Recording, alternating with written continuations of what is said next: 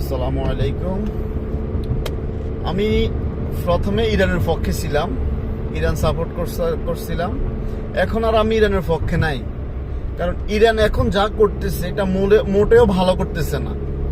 এই যে তারা এখন আরব দেশগুলো ধ্বংস করতেছে, তারা তো মুসলিম, তো তারা এখন যুদ্ধ করতেছে কার সাথে?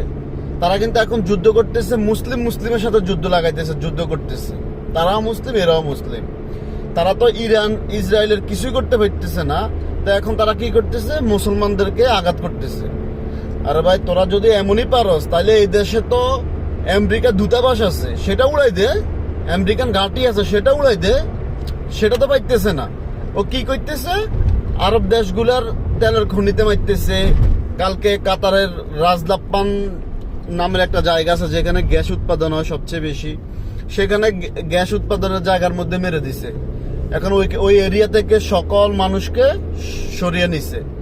তাহলে ক্ষতি কার হইতেছে? মুসলমানদের হইতেছে। কারণ হচ্ছে যেখানে ওইখানে কর্মরত যারা আছে তারা মুসলমান, তাদের রুজি রুটি মুসলমান, তারা তাদের রুজি রুটি ওইখানে। তো এখন ক্ষতি হইতেছে মুসলমানের। এখন মুসলমানরা ক্ষতি করতেছে। এখন ইরান যা করতেছে এটা তো মুসলমানদের ক্ষতি করতেছে। তারা তো ইসরায়েল এবং আমেরিকার কিছুই করতে পারতেছে না ভাই। তাহলে এটা শেষ কোথায়? আমরা যে এই দেশে অনিরাপদে আছি, এটা তো এখন ইরানের কারণেই আছে। আমরা তো মুসলমান, আমাদের মতো কোটি কোটি মুসলমান এই দেশে আটকা পড়ে আছে। এখন ইরান যদি যুদ্ধ করতেই চায়, তাহলে ঘোষণা দেখ যে আমরা এখন আরব দেশের সাথে যুদ্ধ করব।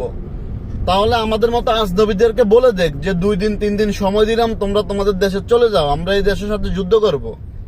তাহলে তো হয়। এই যে আমাদের মতো কোটি কোটি মুসলমান এই দেশে আটকা পড়ে আছে, তাহলে এটা দায়ভার কার? এখন ইরান মুসলমান হয়ে মুসলমানের ক্ষতি করতেছে না, তাহলে ইরানের পক্ষে কিভাবে নিব?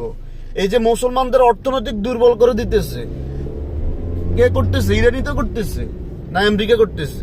এখন তো ইরানই মুসলমান হয়ে মুসলমানদের অর্থনৈতিক দুর্বল করে দিতেছে। তো লাভ কার হইতেছে?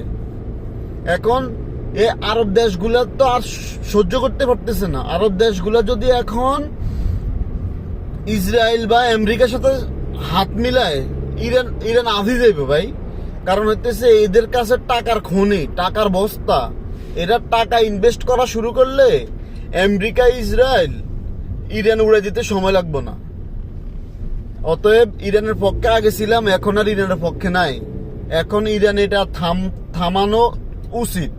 বিশেষ করে আরব দেশের যেসব আজদমি মুসলমানরা আছে তাদের দিকে তাকিয়ে হলেও এটা থামানো উচিত। আচ্ছা, 3 সপ্তাহ হয়ে গেছে।